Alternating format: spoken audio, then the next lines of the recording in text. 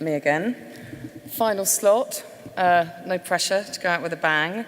I am going to talk to you about a project that we were engaged in as part of the US general elections.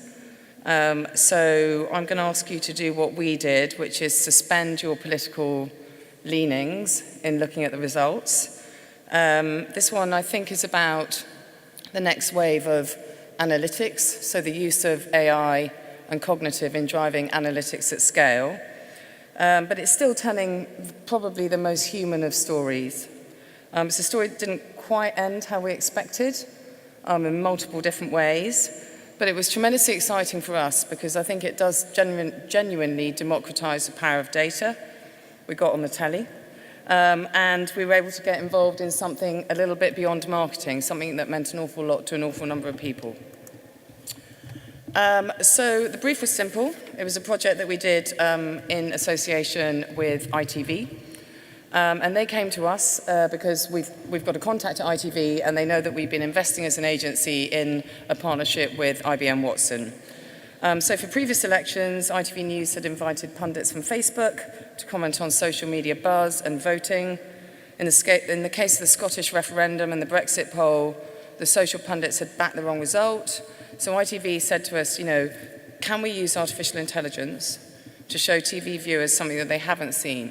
So the plan was to pepper the Tom Bradbury show with different insights and analytics. Not quite how it turned out. So ITV briefed us to go beyond the usual social buzz and use the analytical power of artificial intelligence to understand US voters and the key issues in the election. Our hypothesis was that we could build a platform that would identify a clear voting intent and pinpoint the issues motivating voters in one direction or another. We looked at social data, news, and the candidate performance for the 3 months before between the conventions and the elections. The brief for the platform was to highlight issues, not predict the winner. However, the methodology required us to map support, as you can see on the screen, and one of our first outputs was a clear prediction that Trump was going to win. Just to be clear, this is not about learning. We didn't use AI learning, but we did use the latest in AI machine interpretation. It was a 6-week project. 3 weeks of the project was spent in legal wrangling, and 3 weeks of the project were used to design, build, and test. So we built a bespoke AI platform called Eagle AI using IBM Watson and some custom code. Alongside key topics and voting intention, we built some other stuff to show off the power of the platform. We had Eagle AI analyze the coverage of both candidates, their personalities, and the confidence of the voters. And then we focused on the voters and the topics. So, starting with 1 billion social posts, we narrowed our search to 12 million individuals who we believed were definitely going to vote one way or another. And we used a number of signals within their social data and within Twitter and hashtags. We then classified the issues that the voters were talking about. What this data told us was that Trump was going to win. Trump won more support every hour of every day from the end of the conventions until polling day, except when Hillary was on stage or during debates. His arguments simply convinced more people. The relative standings were only momentarily affected by the news cycle, stories like Gropegate or the FBI investigation. Each incident produced a spike in support, but the wider appeal of the Trump platform was consistent throughout.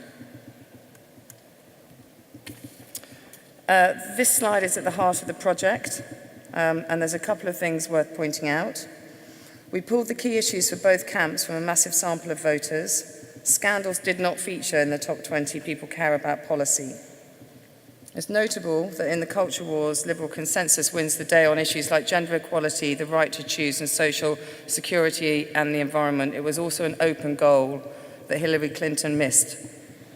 She never mentioned the environment once in 3 TV debates. It's also clear from the data on the issues that motivate most voters, the economy, employment, immigration, security, that the Trump ticket won much greater support So at 5 a.m. on London time, Tom Bradbury asked our colleague who was on the panel, how do we get here? And she was able to talk about the data that Eagle AI had uncovered and the ruthless focus on the economy, jobs, and immigration that had secured Trump his win.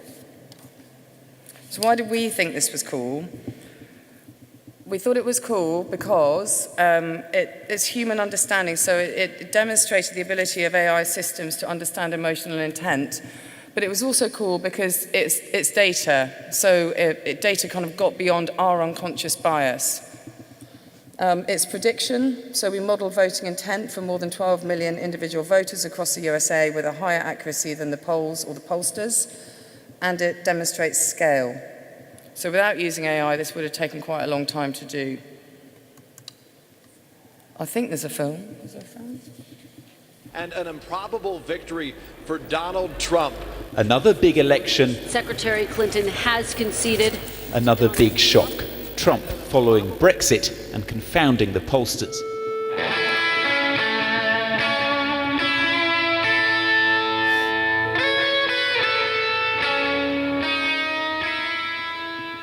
We have teamed up with some experts in artificial intelligence to try and uncover the big trends that have been developing in the election and that have played out in the social media networks of millions of voters. With me here is Lisa DeBonis, who can explain just what we've uncovered. So our tool has been looking at what people have been talking about, right? What are the conversations going on and what's capturing their emotions? And for the last 3 months, the tool has analyzed these conversations and has basically grouped them around categories and themes. There are hundreds of them. What this shows is that he's projecting a persona and a profile that is more likable. He uses the language that people are using at the dinner table, and that seems to be cutting through. Exactly how did we get here? Lisa is back here to look at why have people voted in the way that they have, according to your analysis of social media. Despite what the media has been headlining, it's not the scandals, it's not the email, it's not the groping, none of that is featuring in the top 20. It's the fundamentals. And in the world of social media, but now I'm starting to think it's reflecting the world, full stop. The red, Republican voice is shouting the loudest. Sorry to keep you waiting, complicated business. I pledge to every citizen of our land that I will be president for all Americans. For those who have chosen not to support me in the past, of which there were a few people, I'm reaching out to you for your guidance and your help.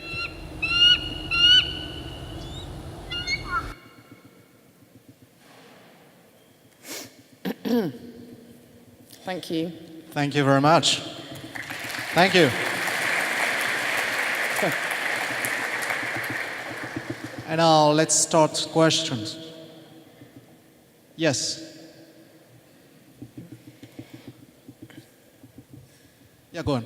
I'm just curious, I'm sure you talked about this, but fake news and all those billions of social media, did you do any correlation around the spikes in the fake news around some of those particular subjects to see if it also influenced some of that? I'm just curious. We didn't.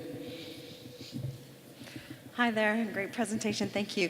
I want to know, how did you focus on isolating the conversation? Was it just a USA conversation that you were looking at? And if it was multi-language, how did you incorporate that? Or did you really focus more on English?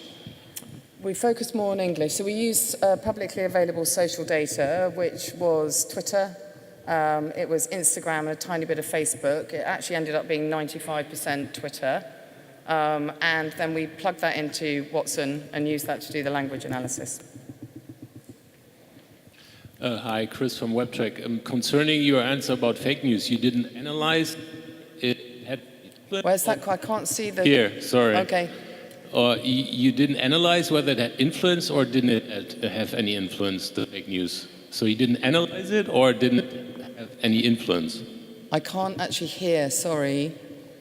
You said you didn't analyze the fake news question or the issue itself, fake news. So the three data sets that we analysed were the Twitter. We took all of the socially available Twitter data and we analysed that for sentiment and language and keywords. We took all of the coverage from both the candidates and we analysed that in terms of sharing and sentiment. And then we assigned Watson personality types to both of the candidates, and we put that all together, which gave us the prediction. Okay, one more.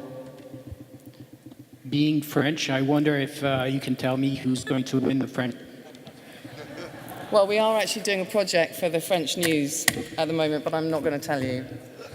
And that's going to be the last word. Thank you very much, Tash. Thank Big you. round of applause for Tash Whitmey from Havas Helia.